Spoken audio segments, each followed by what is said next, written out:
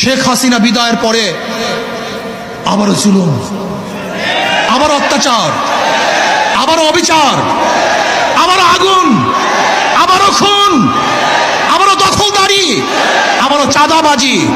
না, এই কারণেই আবু সাইদ রক্ত দেয় নাই, এই কারণেই মুগ্ধ রক্ত দেয় নাই, এই কারণে আমাদের হাজারো সংগঠনের ছেলেরা জীবন দেয় নাই, এই কারণে এদেশের মানুষ বন্ধ হয় নাই, এই কারণে এদেশের মানুষ রাস্তায় ঝাঁপিয়ে পড়ে নাই। আমরা আগুন সন্ত্রাস বন্ধ করতে চাই, আমরা জুলুম বন্ধ করতে চাই। একটা